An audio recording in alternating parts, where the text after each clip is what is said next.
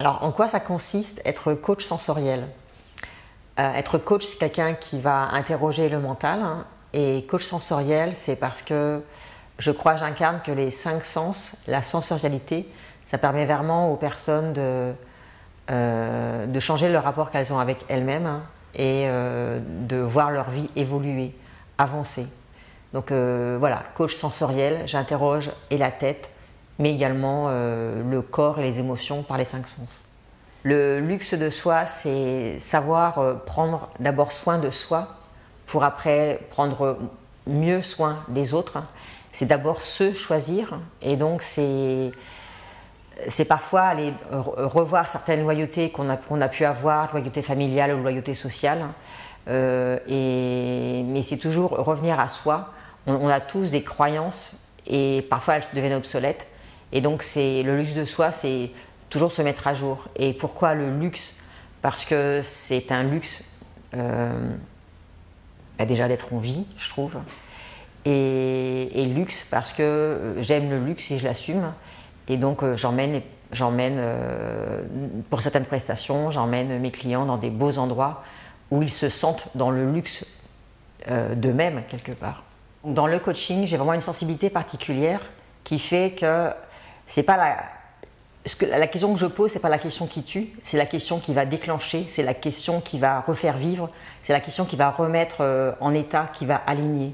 Parce que vraiment, le luxe de soi, c'est vraiment permettre aux personnes d'être alignées avec qui elles sont. Intérieurement, avec le coaching, je pose des questions, c'est ça, le coaching, c'est poser des questions et donc déclencher des réponses qui n'étaient pas encore venues au conscient. Et puis, il y a la technique du massage, massage énergétique. Et donc là, c'est le corps, lui, qui va parler. Et parfois, le corps, il a ses propres douleurs, il a ses propres émotions. Le corps a engrammé, il a intégré certaines blessures. Et donc finalement, le massage énergétique, le massage tantrique, va permettre de pouvoir aller retrouver ces zones-là et faire émerger autre chose. Enfin, j'ai envie de dire transformer, transcender ce qui a été vécu. Et juste comme ça, pour donner un exemple, une femme que j'ai massée dernièrement, il y a un moment, j'ai juste massé le cou, de cette façon-là, et ça lui a rappelé un événement traumatique qu'elle a eu petite avec un serpent, et elle s'est mise à hurler dans la pièce, et j'ai continué, et elle a beaucoup pleuré, et finalement, bon, forcément avec moi il y a toujours une démarche de suivi derrière, donc je l'ai recontactée par la suite, et elle m'a dit mais ça m'a complètement libérée, je me sens beaucoup plus légère, je me sens, enfin, et même par rapport à la gorge, elle se sentait, il y avait une espèce de lourdeur qui était partie, quoi. Et donc voilà, c'est ça, c'est aller par le massage retrouver des blessures. C'est pas forcément faire discuter pendant 3 heures pour ensuite aller identifier un problème. C'est juste le corps qui parle, et le corps ne ment pas. C'est ça ce que j'aime, c'est le corps dit toujours la vérité, et donc les mains vont se poser. Tout à l'heure je disais que pour le coaching j'avais une sensibilité particulière. En massage, j'ai envie de dire c'est pareil.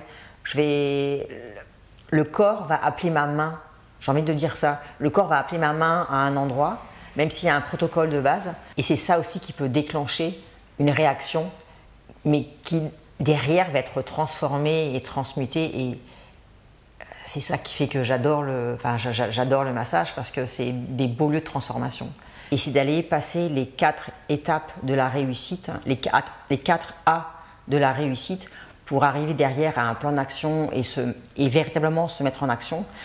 Et je fais ça en utilisant le goût. Donc c'est autour d'un cocktail dans un bel endroit parisien ou ailleurs, ou autour d'une pâtisserie de Cédric Grolet au Meurice par exemple. Et c'est vraiment associer le plaisir sensoriel du goût avec ce qu'on a envie d'accomplir. Et les neurosciences le disent de plus en plus aujourd'hui, enfin, qui veut l'entendre le sait, c'est associer à un plaisir sensoriel quelque chose qui nous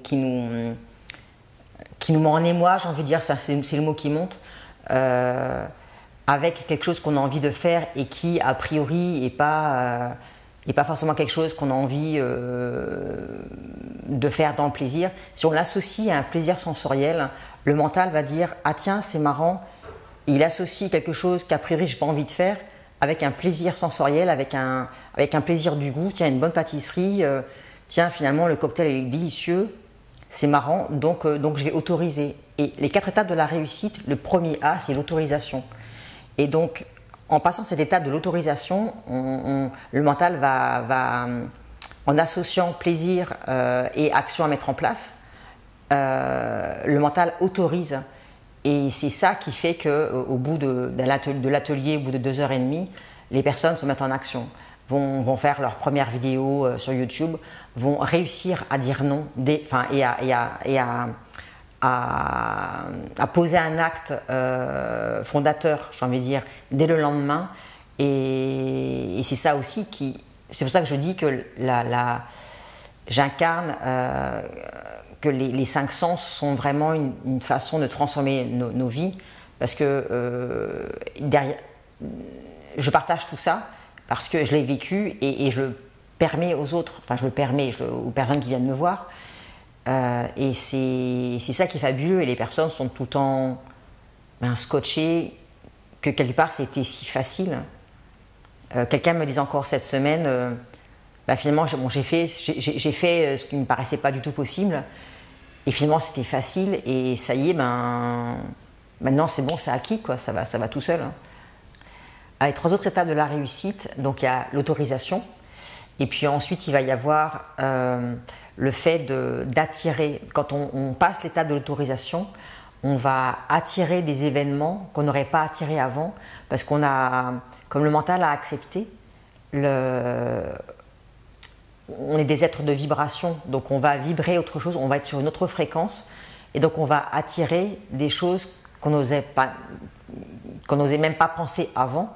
C'est Einstein qui disait c'est illusoire de vouloir régler un problème dans le niveau de conscience là où il a été créé. Et donc finalement, en passant l'étape de la première autorisation, après on va attirer des événements, on va attirer des personnes qui vont faire qu'on va ouvrir un champ des possibles qu'on n'imaginait pas du tout avant. Et c'est ça qui va faire qu'on va avoir d'autres opportunités. Et ensuite, on va passer sur le troisième A, c'est accepter le prix à payer. Accepter le prix à payer de... tout à l'heure, on disait en off, j'ai envie d'aller à Bali. Et quel est le prix à payer en termes de temps, en termes de pensée, en termes d'énergie, en termes d'argent, pour atteindre mon projet. Et puis la dernière étape, c'est l'action, parce que quelque part, si on reste dans la tête, parce que tout ça c'est intérieur, le fait de s'autoriser, le fait d'attirer, le fait d'accepter le prix à payer, mais derrière, s'il n'y a pas d'action, il ne se passe rien du tout. Donc après, c'est derrière mettre un plan d'action en place. Et donc voilà, donc après c'est le 4e A, c'est l'action. Donc c'est je m'autorise, j'attire, j'accepte et je passe à l'action. Le luxe parfois, et le luxe est tabou, le luxe c'est un mot que tout le monde aime et que tout le monde déteste en même temps. Et dans une des prestations, j'ai créé une immersion dans un lieu luxueux, donc soit un palace en fonction du budget, donc soit en palace, soit dans un très très bel endroit, dans un hôtel dans Saint-Germain-des-Prés, mais après ça peut être le choix de la personne. Et donc dans ce cadre-là, je propose une immersion de 24 heures où c'est du coaching intensif. Alors le coaching intensif toujours dans la bienveillance, sans complaisance, parce que sinon c'est pas du coaching. Et donc derrière, je propose, c'est un espèce de package des différentes prestations. C'est du coaching intensif. Ensuite, le soir, la personne a un massage tantrique. Bon, et après, elle va dormir parce qu'elle a déjà vécu une grosse journée. Alors le massage tantrique, il a quatre caractéristiques. C'est un massage qui est lent, c'est un massage énergétique, bien sûr. C'est un massage qui est fait en conscience, dans le respect de l'autre, dans les limites de l'autre. Donc ça, c'est dans mes limites et dans mon respect. Et c'est un massage qui est fait avec le souffle aussi, parce que justement le fait de... Tout à l'heure, quand on évoquait le massage, on parlait de ces blessures qu'on va aller un peu déloger.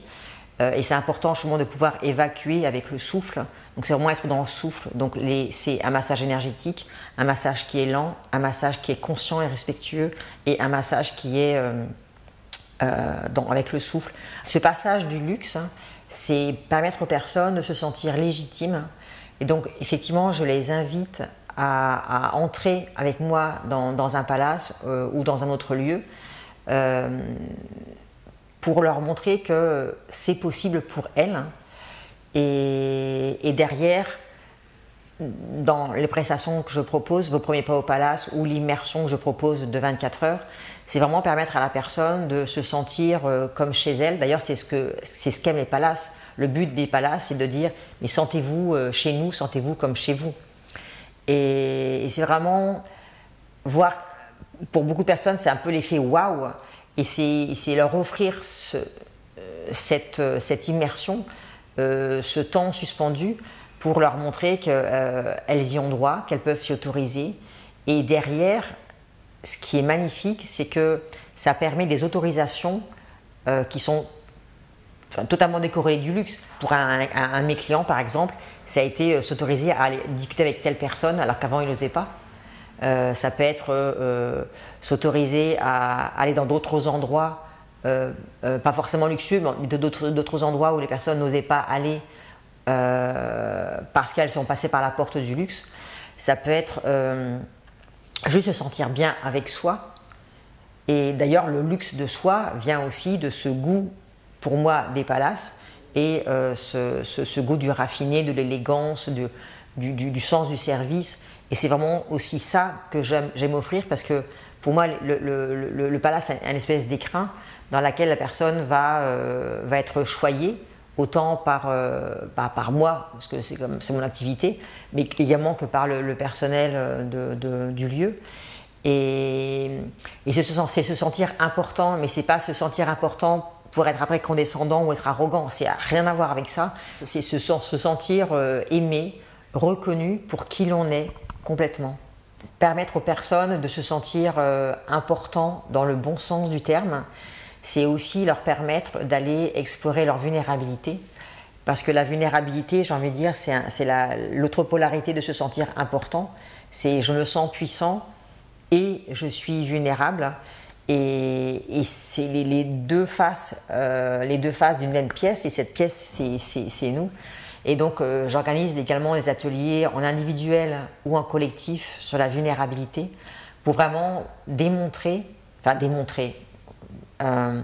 pour vraiment montrer que la vulnérabilité, oser notre vulnérabilité, oser montrer qui l'on est, oser donc être authentique, parce que la vulnérabilité, c'est également oser se montrer authentique. C'est notre puissance intérieure, c'est montrer qu'on est puissant.